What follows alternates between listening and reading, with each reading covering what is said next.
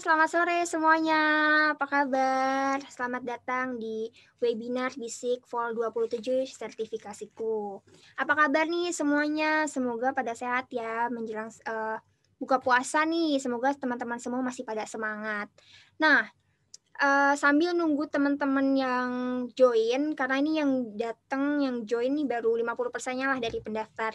Nah, mungkin sambil nunggu teman-teman yang lain untuk pada join, bisa nih tulis di kolom chat asalnya dari kota mana aja. Aku pengen tahu nih teman-teman semua dari mana aja sih asalnya, mungkin ada yang jauh. Boleh, oh ada yang dari Manado. Halo Pak Nodi Takaliwang. Wah, ada yang dari Jogja, jauh juga ya. Salam ya untuk Jogja, untuk teman-teman di Jogja. Ada yang dari Bogor, ada yang dari Jember, ada yang dari Jakarta. Wow, Pekanbaru, Sumatera Utara, Surabaya, banyak juga ya. Happy banget nih aku hari ini ditemenin sama teman-teman semua ngabuburitnya. Dari jarak jauh, tapi kita nih tetap ngerasa deket ya, karena kita dalam satu acara yang sama nih. Oke, ada yang dari Tangerang. Banyak juga ya, jauh-jauh semua. Nah, hari ini kita ngabuburitnya tentunya spesial banget nih, karena kita cari ilmu bareng-bareng, sharing bareng-bareng, yang tentunya ngabuburitnya hari ini juga bermanfaat buat teman-teman semua. Oke, mungkin sebelum mulai aku mau perkenalan diri dulu ya, karena kan ada pepatah tak kenal maka tak sayang nih. Makanya aku mau memperkenalkan diri terlebih dahulu. Perkenalkan, namaku Safira dari sertifikasiku yang akan memandu teman-teman semua selama event ini berlangsung, yaitu selama 1 jam ke depan. Jadi teman-teman semua nih selama webinar 1 jam ke depan akan ketemu sama aku terus nih, jangan bosan-bosan ya. Oke, jadi untuk teman-teman semua pasti udah pada tahu lah ya, ini untuk penyelenggara event webinar hari ini siapa sih yang menyelenggarakan? Nah, yang menyelenggarakan yaitu sertifikasiku, dan aku mau ngejelasin sedikit nih tentang sertifikasiku. Sertifikasiku tuh apa sih? Nah, jadi sertifikasiku adalah platform yang bergerak di bidang pendidikan. Sertifikasiku ini menyediakan pelatihan sertifikasi profesi ini ada banyak banget. Ada dari pelatihan analis efek, manajemen resiko, digital marketing.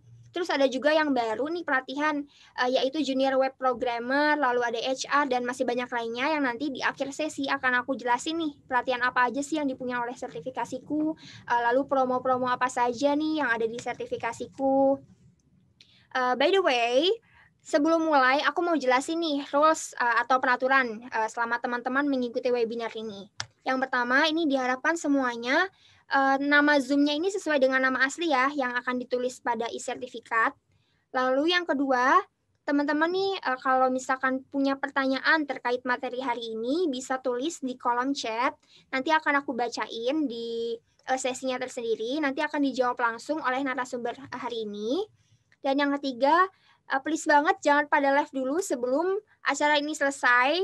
Jangan ada yang live sebelum isi absen, karena kalau misalkan teman-teman semua nggak isi link absensi ini, nanti nggak akan dapat e-sertifikat. Nah, untuk link absensi ini akan dikirimkan di akhir acara. Jadi teman-teman please jangan ada yang live dulu ya. Oke, jadi pada webinar kali ini nih kita akan membahas terkait strategi saham untuk pemula. Jadi bagi generasi muda atau teman-teman semua nih yang hadir hari ini, yang pingin mulai atau baru pertama kali lah mencoba berinvestasi saham, harus memiliki pengetahuan nih terkait apa saja sih tips, cara, dan strategi yang diperlukan agar proses investasi ini menjadi lebih mulus. Nah, untuk mendapatkan jawabannya, pas banget nih teman-teman semua nih hadir di webinar kali ini, join di webinar kali ini, karena di sini kita sudah kedatangan expert yang sudah ahli di bidangnya, di bidang ini, yaitu ada Mbak Friska Devi. Oke, mana nih Mbak Friska Devi? Apakah sudah hadir?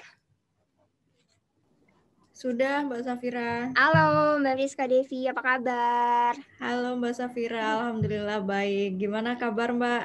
Alhamdulillah sehat nih. Oke teman-teman semua nih, perkenalkan di sini ada Mbak Friska Devi. Dipanggilnya apa nih, Mbak Friska atau Mbak Devi? Atau apa? Bebas ya, biasanya sih Mbak Friska ya. Oke, Mbak Friska ya. Teman-teman, aku mau ngebacain CV singkat dari Mbak Friska dulu nih, supaya kita lebih kenal, lebih akrab ya. Oke, jadi Mbak Friska ini pernah menempuh pendidikan atau lulusan dari Universitas Diponegoro atau yang biasa kita kenal dengan Undip, dengan jurusan ekonomi. Lalu Mbak Friska ini juga pernah memiliki sertifikat dari Harvard Business School Online, yaitu Entrepreneurship Essentials di Boston, USA. Lalu Stanford Business Online Program, Lead Program di California, USA. Selain itu, Mbak Friska Devi ini juga seorang founder dari ISP, yaitu Investor Saham Pemula. Mungkin teman-teman udah pada tahu nih investor saham pemula karena kan terkenal banget nih ya ISP. Terus juga Mbak Friska ini co-founder dari Ngerti Saham. Ada Instagramnya @ngertisaham. Mungkin teman-teman nanti bisa cek juga Instagramnya atau mau tanya-tanya terkait ISP, tanya-tanya terkait Ngerti Saham bisa nih nanti oleh Mbak Friska. Oke, Mbak Friska, gimana nih puasanya? Lancar? Alhamdulillah sedang tidak. Oh, sedang tidak. Baik, nggak apa-apa kalau gitu. Mungkin teman-teman di sini lagi pada puasa tetap harus semangat ya. Apalagi kita ngebahasnya tentang strategi saham untuk pemula nih. Yang pasti teman-teman juga harusnya udah tau lah ya. Kita mau ngebahas apa aja nih sama Mbak Friska. Atau mungkin ada yang masih bingung-bingung nanti bisa ditanyakan di kolom chat. Nanti akan aku bacain dan Mbak Friska bisa menjawab pertanyaannya ya. Siap. Ini takutnya malah makin bikin tambah lapar ya. Sore-sore. Enggak lah, tapi kita ngobrol santai aja. Jadi semoga nggak berasa nanti tiba-tiba udah mau azan aja. Iya, betul. Karena kan ini kita temanya bisik. Kalau webinar di sertifikasiku namanya bisik alias bincang asik. Jadi kita ngobrolnya santai aja, ringan. Pokoknya yang asik-asik aja lah ya. Tapi juga tentunya bermanfaat nih buat kita semua. Amin. Oke. Siap.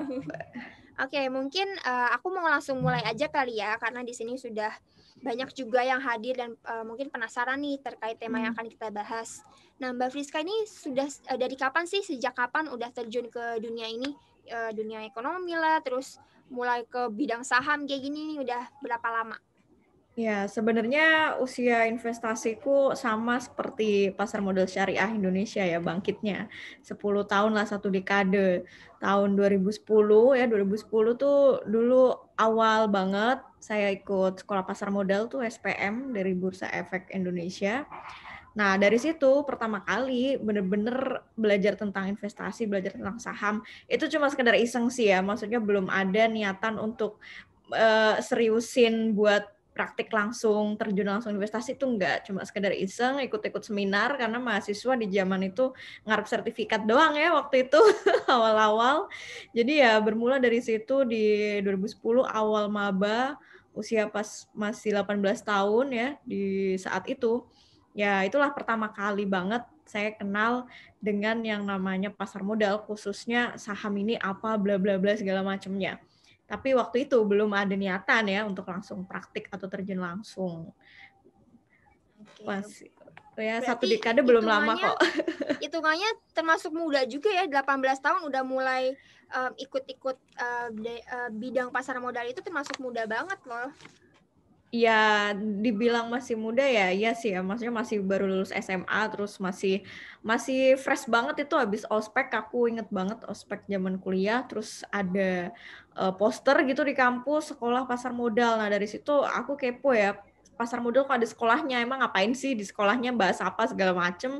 Jadi ikut-ikut aja waktu itu, sekedar ngarep dapat sertifikat dan ya sekedar iseng awalnya. Oke. Pusing nggak sih pas awal-awalnya? Awal-awal pusing, nggak paham sama sekali. Ditambah waktu itu, di zaman dulu kan satu lot kita masih 500 lembar ya, zaman 2010 itu, dan pas sekolah pasar modalnya itu jadi ada kompetisinya Mbak Safira. Jadi ada kompetisinya tapi masih manual. Zaman itu belum marak sekali platform online kayak sekarang ya. Jadi kita ada kompetisi manual, kita ikut. Nah dari situ aku makin pusing karena gini banget mekanisme apa mau investasi saham kayak gitu. Kita masih harus lari-larian ya dari antar papan. Saya ingat banget waktu itu ada 4 papan, itu saham BMRI, BBCA, Unilever, sama satunya BRI. Saya ingat. Jadi kita di situ mensimulasikan ya di bursa itu jual beli sahamnya seperti apa. Masih pakai kertas, kita masih harus nulis terus ceritanya brokernya ya, simulasi brokernya di sana masih pakai spidol, terus dihapus manual. Kalau ada orderan antri beli, antri jual itu kita benar-benar antri, kayak kita antri mau beli boba. Jadi waktu itu baru mulai paham itu pas udah selesai sekolah pasar modalnya, udah ngikutin simulasinya, oh ternyata gini ya gitu mekanisme investasi saham di Bursa Efek Indonesia gitu. Bahkan aku sempat ngerasain yang simulasi manualnya ternyata kayak gitu, tapi kan sekarang udah enak ya, udah online semua. Tapi lama-lama jadi tertarik juga ya, bahkan malah menekuni nih di bidang ini. Nah, untuk awal-awal nih bagaimana sih cara investasi saham dan bagaimana cara bermain saham itu seperti apa? Apa saja yang harus dilakukan pertama kali? Ini boleh dong sharing, Mbak. Iya, mungkin kita benerin dulu, jangan pernah bilang saham kali ya. itu sering banget soalnya nyapin banyak orang. Di awal pun ya jujur aku pun juga bilangnya main saham segala macam, tapi ternyata semakin kesini semakin kita memahami arti investasi itu ternyata nggak baik gitu. Saham kita sebut istilahnya main saham karena lebih menjurusnya ke stigma negatif ya, orang jadi beranggapan judi segala macam. Nah dulu di awal banget aku kan pelan-pelan nih, aku otodidak dulu ya. Kalau sekarang kan udah banyak forum, komunitas, akun Instagram, YouTube segala macem buat sumber literasi. Kalau dulu kita-kita yang belajar saham tuh otodidak, ngandelin buku ataupun Google ataupun harus datang ke kantor Bursa Efek waktu itu. Nah, di zaman dulu lagi, ya tinggal buka rekening saham sebenarnya. Tapi di zaman itu nggak ada 100.000 bisa buka rekening saham kayak sekarang ya. Jadi paling nggak waktu itu aku ngumpulin kalau nggak salah 500 ribuan lah. Terkumpul, nyisihin dari uang saku tuh, baru buka rekening saham. Dan prosesnya pun gila, itu lama banget. Berbulan-bulan lamanya. Saya ingat banget 4 bulanan itu rekening saham baru jadi. Kalau sekarang kayaknya ya maksimal sebulan juga kayaknya udah jadi gitu, rekening saham itu udah kayak paling lama kayaknya kalau di zaman sekarang. Jadi itu awal mulanya memulai, belum tahu, masih buta, dalam artian masih buta saham seperti apa yang harus saya beli. Pokoknya saya buka rekening aja dulu kayak gitu waktu itu.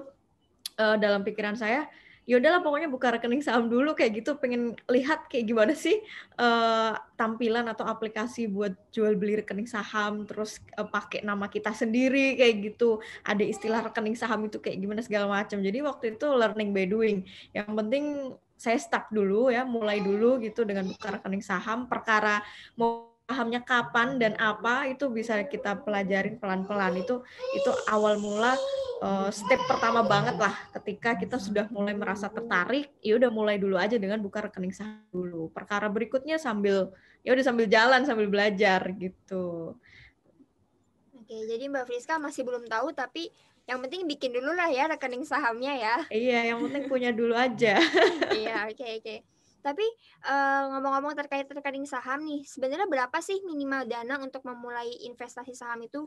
Karena kan mungkin ada ya persepsi sebagian orang yang mikir kayak misalkan nanti deh nunggu jadi kaya dulu baru ikutan nih investasi saham, atau nanti deh nunggu punya gaji 2 digit dulu baru ikutan. Jadi kayak ada apa ya? Orang-orang nih mungkin mulai berpendapat kalau misalkan harus punya modal ratusan juta dulu nih agar bisa untung banyak. Nah, sebenarnya berapa sih minimal dananya, atau apakah harus punya dana yang besar agar sukses investasi saham?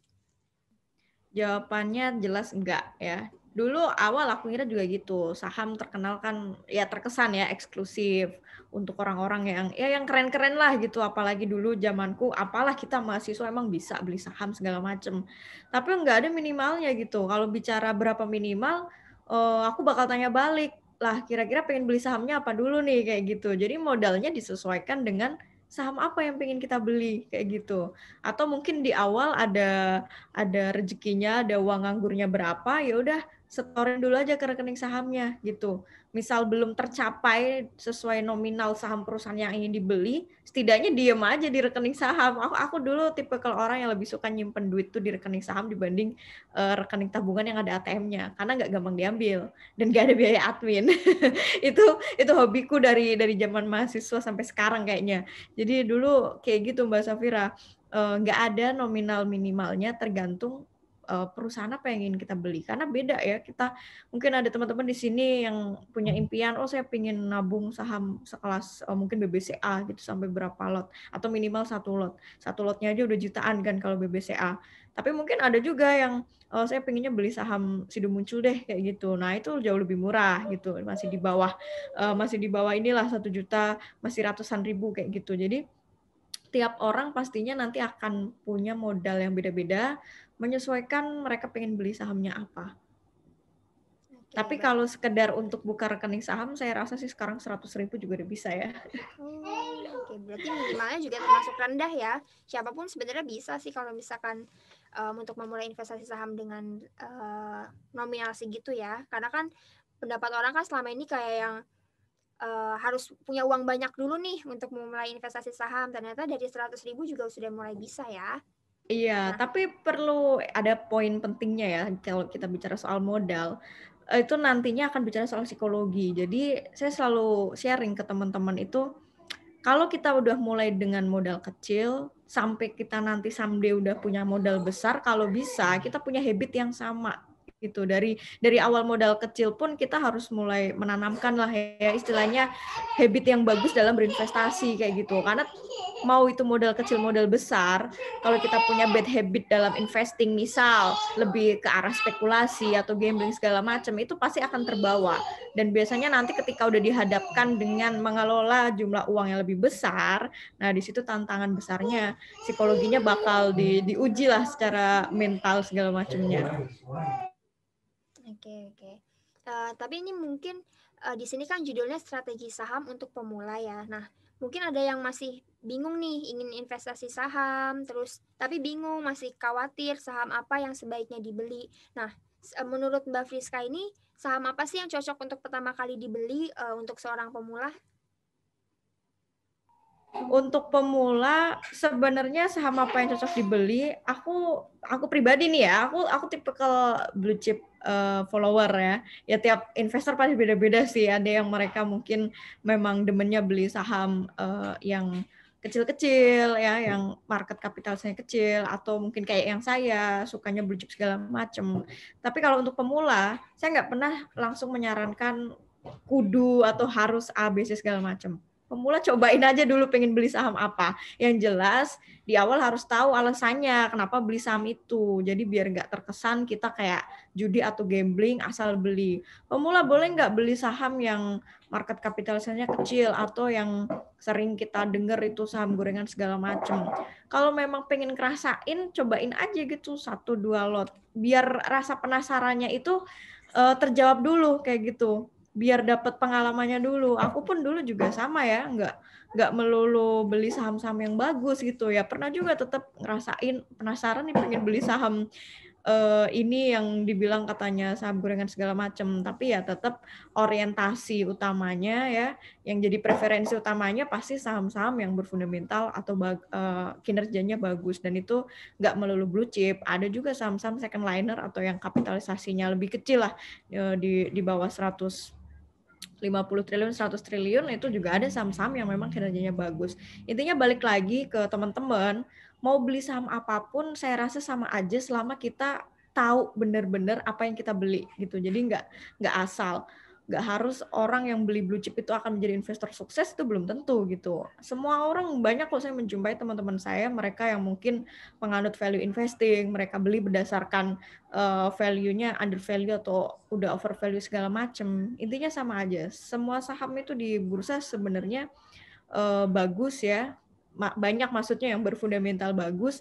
Tinggal kembali ke kitanya, yang kita tahu dan yang bisa kita analisa saham mana dan masuk kantong. Maksudnya sesuai kantong lah, sesuai dengan modal kita, silakan beli gitu, nggak masalah. Kalau mau nyobain yang agak bikin jantungan juga nggak masalah. Cobain selot 2 lot aja, tapi jangan semua modal 50% atau bahkan kayak sekarang model-model investor angkatan corona ya, banyak yang itu ikut-ikutan kayak gitu. Mereka beliin saham yang jelas mereka sendiri nggak tahu kan saham itu 100% mereka ke semua saham itu. Akhirnya giliran pas udah tahu kinerjanya jelek segala macem, nyesel, nyangkut akhirnya kayak gitu. Iya. Iya, ini benar banget tadi. teman-teman di sekelilingku juga lagi hype banget nih kata-kata saham pas di era pandemi seperti ini. Jadi makanya nih kita bikin acara seperti ini karena memang kita ngelihat sendiri kalau misalkan di era pandemi seperti ini nih nama saham nih lagi hype banget loh. Jadi di mana-mana orang pada pengen coba, pengen ikutan kayak gitu. Nah, untuk Mbak Friska sendiri, menurut Mbak Friska ya, kapan sih waktu terbaik untuk membeli saham? Apakah ada perhitungannya? Kalau dari sisi perhitungan nggak ada, karena waktu terbaik itu ya sekarang. Kenapa aku bilang sekarang?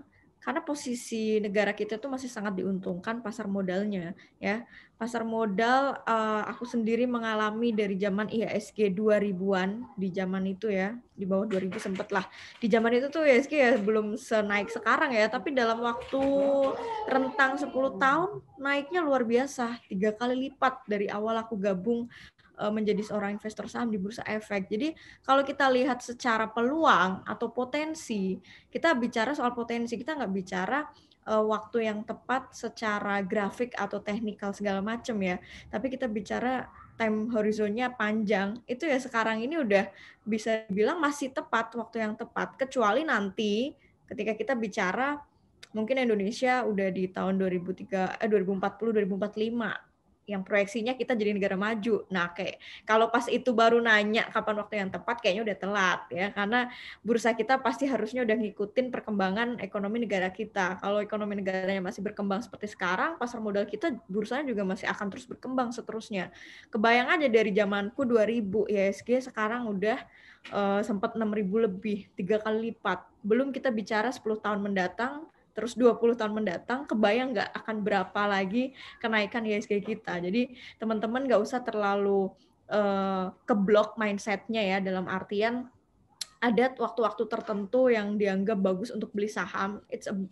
Menurut saya pribadi ya, itu nggak ada sebenarnya waktu-waktu tertentu yang dikatakan bagus untuk beli saham, karena kita bicaranya secara global, secara general, pasar modal kita masih luar biasa. Asal mau sabar ya. Ya beda cerita lah ketika teman-teman di sini ada yang pengennya trading. Nah, itu harus belajar lebih dalam, lebih detail tentang analisa teknikal segala macam. Tapi kalau untuk investing yang kita bicaranya untuk long term, sekarang ini tepat banget. Malah ya sih kan lagi turun-turunnya nih, lagi turun lagi. Walaupun nggak sedalam waktu pandemi Maret tahun lalu, tapi ini kesempatan kalau teman-teman misal mau ngambil atau beli saham-saham tertentu yang udah jadi incarannya nih mumpung lagi turun gitu.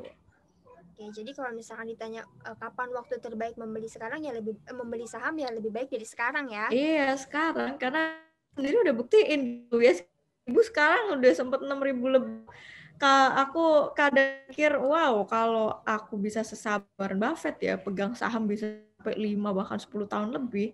Wow, itu mungkin udah luar biasa. Tapi mungkin karena dulu aku awal mulainya masih muda, jiwa-jiwanya masih jual beli ya, dagang kayak gitu, belum yang mikir long term banget kayak gitu. Jadi ya begitulah, agak nyeselnya di situ. Coba kalau didiemin dan jadi penyabar kayak Warren Buffett. Cuma kok susah banget buat sesabar Buffett ya. Oke. Oke. Oh, ini untuk teman-teman yang mau nanya boleh ya tulis di kolom chat, nanti akan aku bacain kok. Oke. Nah, menurut Mbak Friska ini apa sih saham yang bagus untuk investasi jangka panjang? Kan ada ya investasi yang jangka pendek, jangka panjang. Nah, kalau yang misalkan jangka panjang nih baiknya seperti apa? Kalau jangka panjang, sepanjang pengalaman saya, itu saya rasa hanya ada di 2 sektor, perbankan sama consumer good. Terlepas saham di dalamnya, silahkan bisa aja ya. Dua sektor itu yang udah nyata ya dalam jangka panjang itu dibilang anti badai. Artian kalaupun ada badai itu berdiri lagi itu cepat gitu ya, recovery lagi cepat gitu. Banking, consumer good, sektor yang sudah dibilang kalau kita lihat historical ke belakang sejarahnya itu yang paling jalan kalau untuk long ya. Oke. Bisa perbankan atau consumer goods ya berarti ya kalau misalkan investasi jangka panjang bagusnya. Ya, kalau sahamnya rasa teman-teman udah bisa nebak lah di banking sama apa sih yang paling bagus, pilih 2 sampai 3. Consumer juga kelihatan apa sih consumer yang sekiranya historikalnya bagus. Saya rasa udah bisa ketebak apa aja. Tapi apa saja sih keuntungan dari investasi saham? Bagaimana cara meminimalisir resiko agar bisa memaksimalkan keuntungannya? Ya, ini seru kalau udah bicara cuan ya. Ya, namanya juga investasi, semua orang pasti ngarep cuan. Aku pribadi pun juga saat ini belum merdeka finansial seperti halnya Pak Lo Keng Hong. Ya, itu yang sedang aku perjuangkan ya. Aku perjuangkan melalui saham ini yang aku harap bisa menjadi kendaraanku untuk bisa mencapai ke sana. Merdeka finansial itu tadi. Yang jelas keuntungan aku sendiri selalu ngarep ya dari capital gain sama dividen. Ya, pada dasarnya dua itu yang mendatangkan cuan dalam bentuk nominal atau dalam bentuk uang ya. Capital gain sama dividen, terutama dividen nih. Dividen itu yang menurutku pribadi hampir semua investor jangka panjang ya, itu pasti akan mengharapkan mereka bisa hidup seperti mungkin Pak Lo Keng Hong ya, hidup dari dividen. Nah, itu pun yang sedang aku perjuangkan. Ya, dividen memang orang-orang taunya nominal kecil, tapi kan mereka sadar nggak sadar ya, nominal kecil ketika mereka punya kuantitinya gede, itu kan akan jadi luar biasa sekali. Ibaratnya itu dividen saya selalu mengupamakan itu kayak bonusnya para investor tiap tahun. Bersyukur kita di pasar modal Indonesia ya, dividen yield-nya itu lumayan gede-gede ya, secara yield-nya per tahun misal minimally banget 3%, 4% itu lumayan loh, 3%, 4% cuma-cuma ya. Saya bilang cuma-cuma karena emang itu bonus. Kita punya berapa lot pasti akan masuk itu ke RDN atau rekening saham kita. Selain dari ngandelin tadi ya capital gain ya, selisih harga jual harga belilah, itu dividen itu bisa jadi target utama seharusnya ketika teman-teman udah berinvestasi cukup lama nantinya di pasar modal, di pasar saham, akan semakin paham sejatinya investor itu pasti akan mengarah ke dividen oriented. Jadi dari situ kita tanpa harus ngambil istilahnya ngambil capital gain ya, kita udah bisa membiayai apapun dari dividen. Itu targetnya semua investor yang jangka panjang, yang bisa dibilang ingin sukses seperti Pak Lo Keng Hong ya. Itu dua manfaat saham yang saya pribadi udah ngerasain.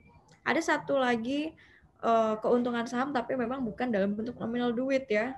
Teman-teman sering dengar mungkin rapat umum pemegang saham, yaitu terkesan sepele sih, dan itu nggak mendatangkan profit dalam bentuk duit, tapi setidaknya kita punya privilege ya. Teman-teman bersyukur di sini yang udah mulai investasi saham, bahkan mungkin beberapa saya yakin udah jadi investor saham di sini.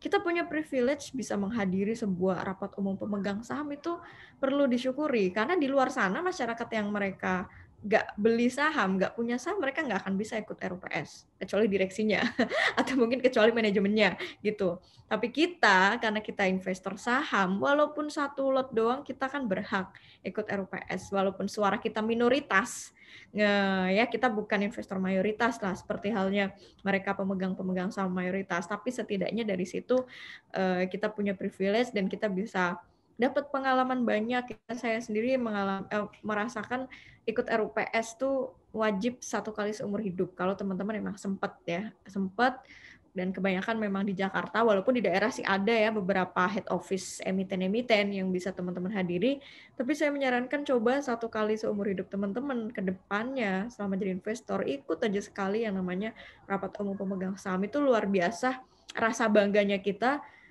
di situ akan semakin bangga, oh ini loh perusahaan yang saya punya, yang udah dari lama saya investasi di perusahaan ini, jadi rasa memiliki kita itu akan semakin dapat feel-nya ketika kita RUPS. Nah, tapi kalau bicara kebalikannya nih, kita bicara nggak enaknya ya. Itu kita bicara udah enaknya lah, cuan, dapat capital gain, dapat dividen. Kita mimpi aja dulu lah, kita mimpi dulu bisa financial freedom dari dividen. Kita udah bisa mimpi dulu, oh bisa jalan-jalan ke luar negeri, mau beli pesawat, tinggal klik-klik-klik, ngambil dari dividen doang ya, tanpa ngeluarin modal, tanpa ngeluarin capital gain. Misal, kita mimpi aja dulu kayak gitu, biar kita merasa punya trigger, punya motivasi buat terus investasi saham. Itu yang saya jaga sampai sekarang, makanya 1 dekade ini bisa istilahnya masih bisa terus gitu, bahkan ya kalau bisa kan seumur hidup ya jadi investor saham, bisa diwariskan. Teman-teman tenang aja, mau kita amit-amit in case someday meninggal ya masih ada ahli waris kita yang nantinya masih bisa memiliki hak sepenuhnya lah atas saham yang kita miliki. Oke, kita lanjut ngomongin yang nggak enaknya nih. Yang nggak enaknya dari saham ya pasti rugi ya, rugi dalam bentuk duit atau rugi dalam bentuk mental ya.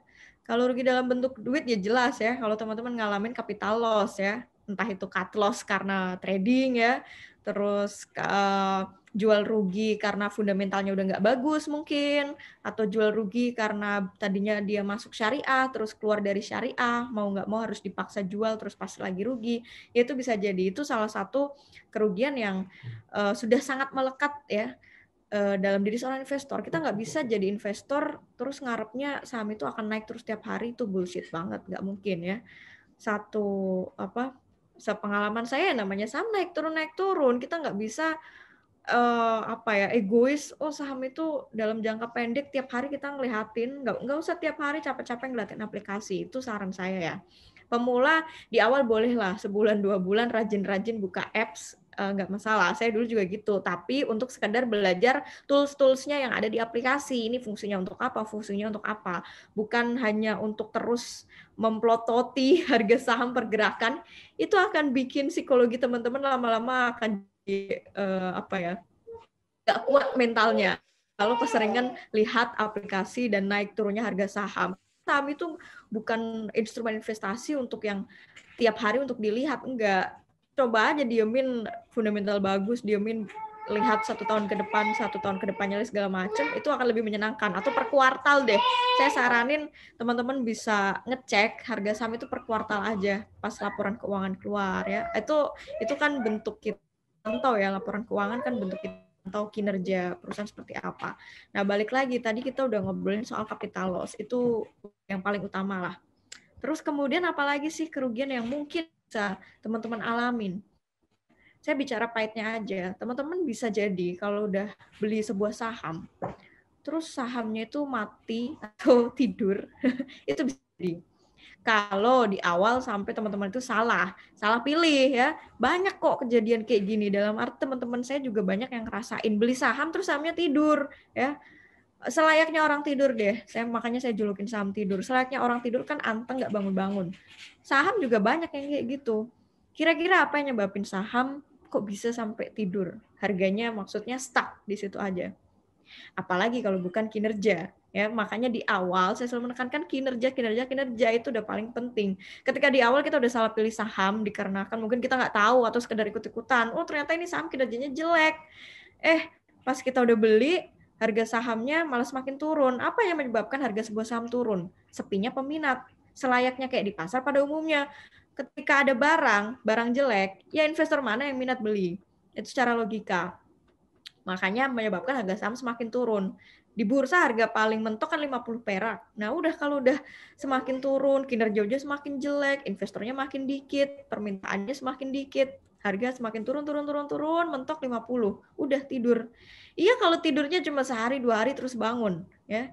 Ya gimana kalau perusahaannya nggak memperbaiki kinerja, terus dibiarin aja ya sahamnya di harga 50 perak, sampai berbulan-bulan, bahkan ada juga yang sampai bertahun-tahun tidur ya, lebih dari 1-2 tahun tidur, ya dalam artian udah duit kita harus ikhlas nyangkut di situ.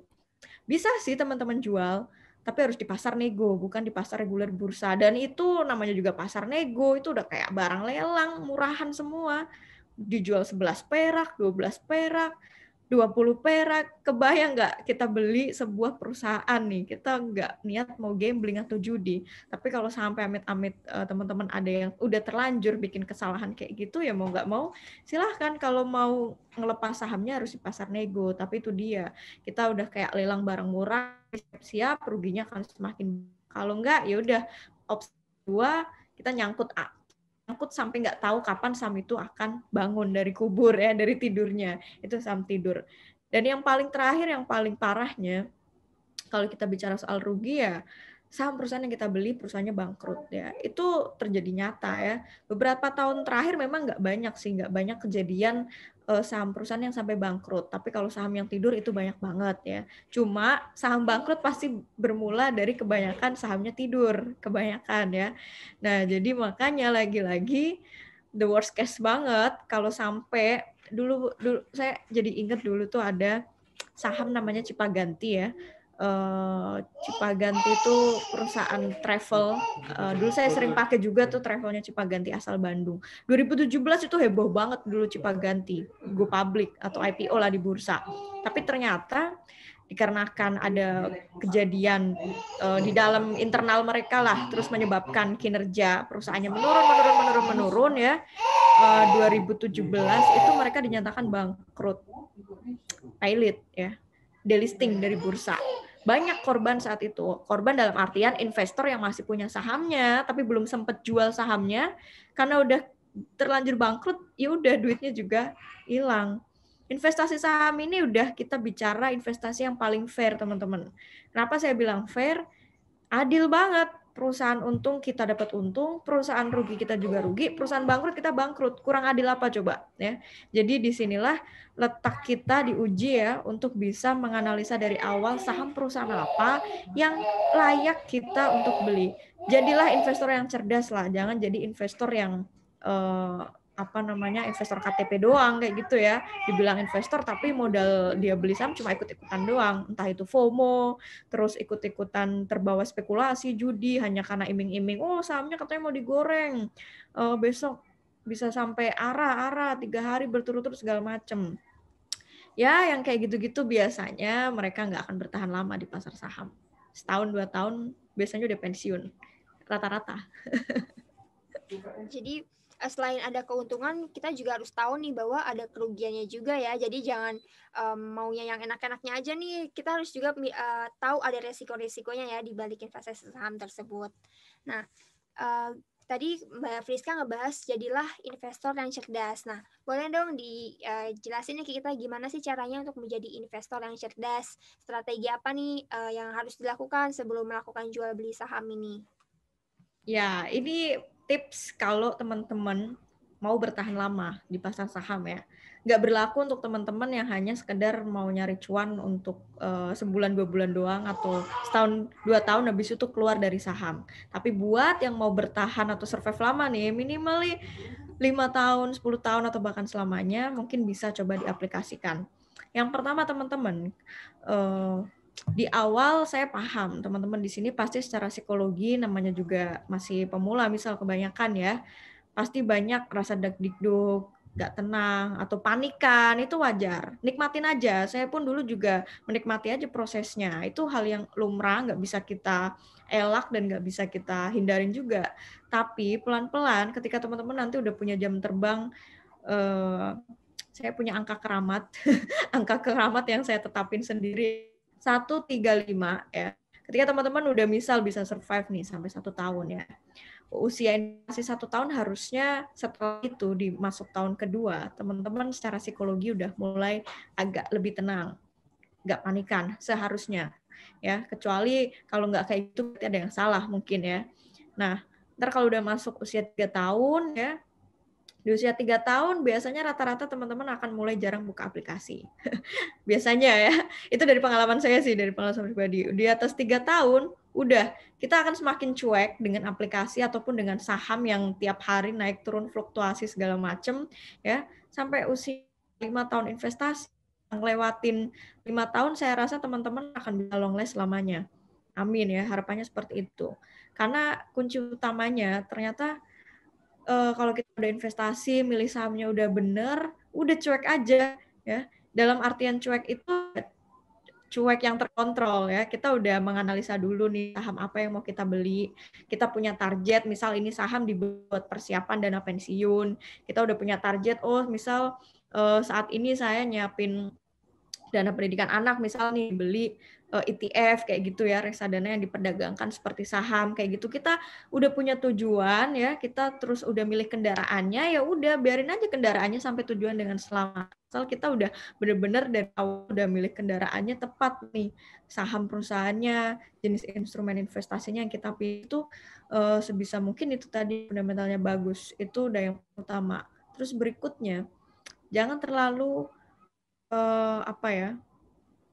terlalu ke distract sama berita ya, berita lah, rumor segala macem. Nah itu kan biasanya banyak banget tuh ya media segala macem kayak gitu. Kalau tadi pertama kita udah coba usaha dengan mempelajari fundamental perusahaan, yang kedua sebisa mungkin jauhkanlah dari rumor-rumor segala macem. Rumor kalau nggak ada data, berita kalau nggak ada data itu kan namanya rumor. Itu hiraukan aja. Jangan kayak orang lain buy on rumor atau sell on news atau segala macam lah istilah-istilah kayak gitu. Jadi kita tetap berpunya pendirian ya. Kita bukan investor yang pelin-pelan ya. Teman-teman di sini saya harap bukan calon-calon investor yang pelin-pelan atau males riset atau males menganalisa ya. Semua pasti harusnya nanti pelan-pelan bakal rajin belajar, rajin menganalisa. Setelah itu udah tinggal tidur, tinggal aktivitas biasa aja udah pasti tenang kok. Nah, tadi udah fundamental oke, nggak usah terlalu pedulikan rumor, berita ya. Kalau nggak ada data, kecuali kalau ada datanya, bolehlah kita tengok. Tapi kalau nggak ada data, cuekin aja nggak masalah. Terus nggak usah FOMO ya. Ini yang anak-anak milenial banget sih kalau sekarang ya, istilah FOMO segala macam, terutama investor angkatan corona. Ini selalu saya ingetin, nggak usah terlalu FOMO. Temen pada pamer mereka cuan dari saham A sampai sampai misal puluhan persen gitu, saham saya kok cuma kayak ini ya, kayak keong ya, di sini-sini aja gitu. Paling cuannya berapa persen atau segala macam. Sementara mereka cuannya udah pada gede gitu, pada beli saham yang arah tiap hari kayak gitu. Nggak usah terlalu FOMO kayak gitu. Boleh kita ngeliatin story teman-teman yang pada pamer Porto udah ininya cuannya segala macam dari saham-saham ini segala macam. Tapi kita selama punya pendirian, kita yakin dengan saham yang kita pilih, ya kenapa kita harus iri ya? Iri itu yang menyebabkan orang kan jadi FOMO. Jadi balik lagi ke situ, asal kita udah punya analisa yang mandiri, saya rasa bakal terhindar lah dari habit atau perilaku FOMO itu sendiri. Kemudian pastinya hindari saham gorengan. Ini udah yang paling menurutku pribadi ini udah hukum ini banget lah, hukum wajib banget ya kalau teman-teman mau survive lama nih, karena nggak ada investor saham gorengan yang bakal bertahan lama kok. Coba kalau ada sebutin siapa ya, siapa yang dia beli saham gorengan terus mungkin dia keep ya sampai bertahun-tahun lamanya terus dapat cuan banyak, itu kayaknya nggak ada gitu. Jadi rata-rata investor yang mereka bisa bertahan lama pasti mereka investor-investor yang mereka pegang itu saham-saham yang berfundamental bagus. Jadi hindari banget. Boleh sesekali nyentuh selot 2 lot oke, sekedar untuk dapat pengalaman biar nggak penasaran. Tapi bukan berarti langsung kita menaruh dana kita yang udah kita persiapkan mungkin untuk biaya nikah atau segala macam. Jangan terlalu mengambil risiko di saham-saham yang seperti itu. Jadi kurang lebih itu dari pengalaman saya yang coba aja ya pelan-pelan teman-teman terapin. Kalau 10 tahun mendatang merasa teman-teman nggak udah nerapin tapi nggak ini, nanti coba hubungin saya. Saya nggak menggaransi sih, tapi itu yang dari pengalaman saya dan banyak senior saya ternyata juga punya petuah yang serupa kayak gitu. Ya, jadi berikut tadi tips-tips ini ya untuk menjadi investor yang cerdas. Untuk teman-teman juga tadi udah ditawarkan nih sama Mbak Friska, boleh menghubungi Mbak Friska ya di Instagram mungkin ya Mbak. 10 tahun lagi ya, saya testing kira-kira teman-teman di sini masih survive apa enggak. Karena Iya, saya betul.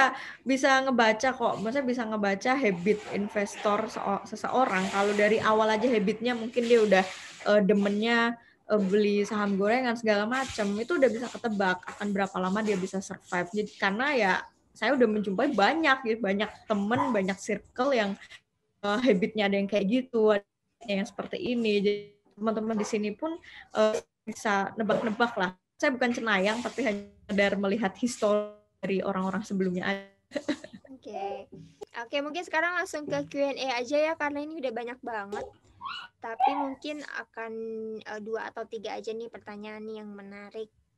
Mau aku yang pilih atau Mbak Friska yang pilih nih? Aku pilih kali ya. Ada tadi yang bagus sebentar.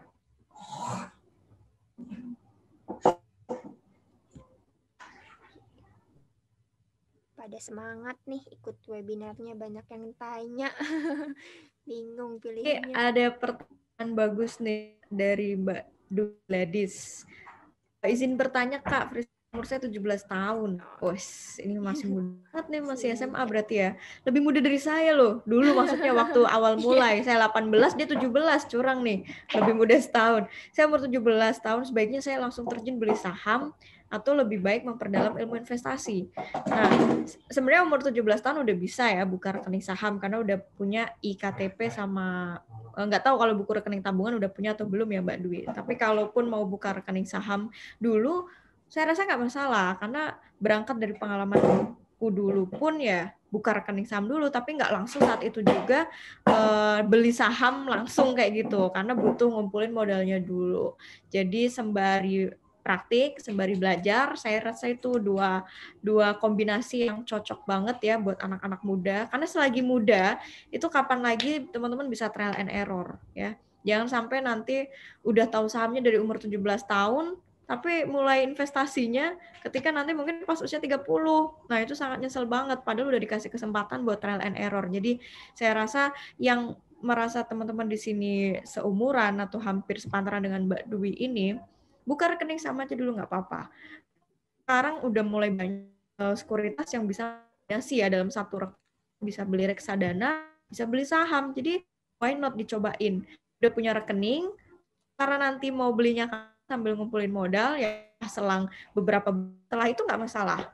Penting praktek dulu, penting rasain. Learning by doing, belajar juga. Kemudian mungkin sambil Safira boleh juga kalau pertanyaan yang sekiranya menarik, aku Mungkin juga aku masih sambil mau lihat-lihat. menanggapi pertanyaan dari Kak Dwi Gladys dulu nih. Kalau misalkan tadi kan Mbak Friska bilang rekening saham ya, untuk buat dulu aja rekening saham sambil praktik, sambil belajar-belajar. Nah, untuk rekening saham ini ada batas ininya nggak sih kadaluarsanya? Misalkan kita bikin rekening saham dulu nih, tapi belum mau digunakan. Nah, itu ada nggak sih batas kadaluarsanya? Selama ada saldo ataupun saham, itu nggak akan istilahnya nggak akan matinya. Apa ya istilah dalam ininya, aku lupa, adorment ya, nggak ada adorment istilah dalam ininya rekening sahamnya. Jadi walaupun kita udah buka rekening saham nih, terus kita mungkin sekedar top up 100.000, 200.000 gitu ya, didiemin aja di portonya, atau mungkin kita hanya punya satu lot saham terus didiemin terus, nggak pernah kita buka atau transaksi, itu nggak akan di adorment, nggak akan dinonaktifkan ibaratnya. Jadi nggak ada sebenarnya, kecuali kosong banget, nggak ada sahamnya, nggak ada sama sekali saldonya, biasanya rata-rata adorment itu di atas 6 bulan.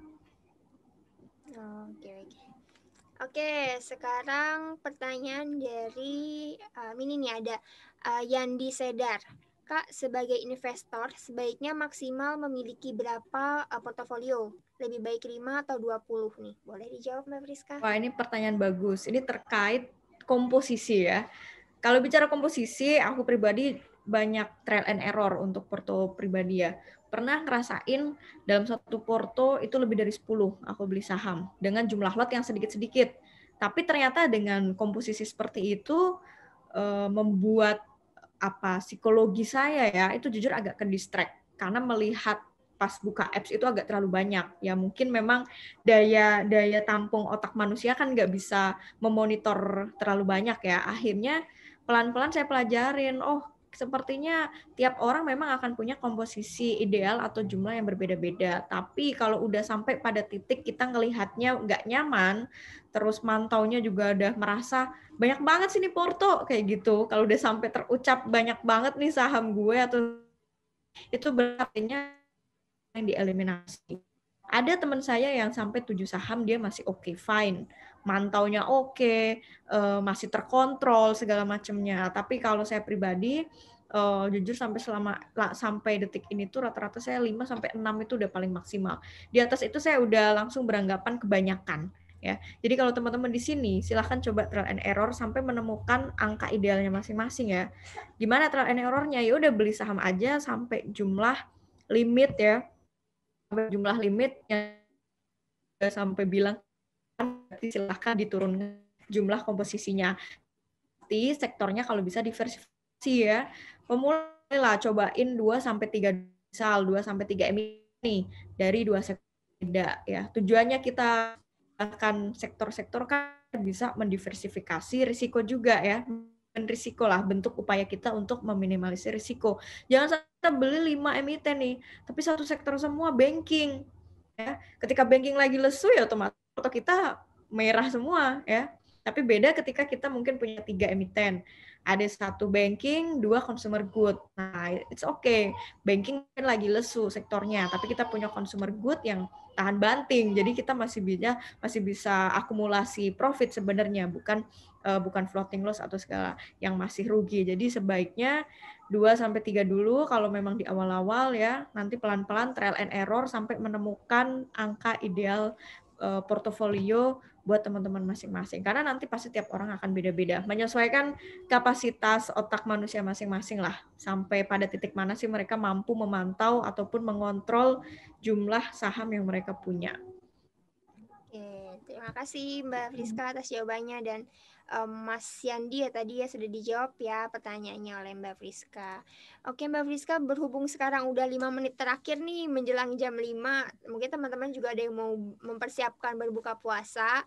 Mungkin kita sudahi ya untuk webinar hari ini.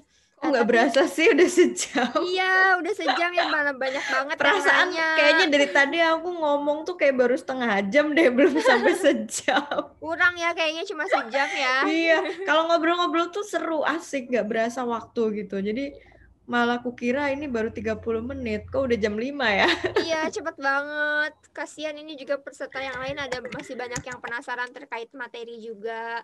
Tapi Nanti nggak boleh apa-apa kok ya. tanya-tanya di IG nih, aku tulis di chat ya, buat yang mungkin Iya, pertanyaannya belum kejawab, nanti coba copas aja ke IG ku, nanti kalau pas lagi longgar biasanya aku buka kok DM-DM. ya, tadi juga ada beberapa yang tanya di kolom chat, nanya Instagramnya Mbak Friska apa. Ini untuk teman-teman yang tadi tanya Instagramnya atau mungkin ada pertanyaan yang belum terjawab, ini Masih bisa banyak buka yang belum nih. terjawab ya. Iya, bisa buka nih kolom chat, ada tuh Mbak Friska komen, ada Iya, bisa udah aku DM ke chat. @friska_dc. Oke teman-teman, semuanya seperti aku bilang tadi, jangan pada live dulu ya sebelum selesai, karena kan nanti mau dibagikan link absensi terlebih dahulu. Nah, untuk teman-teman boleh dinyalain kameranya dulu nih, kita mau acara sesi foto bersama. Nanti akan dipost di Instagram sertifikasiku, teman-teman bisa lihat. Sekalian kita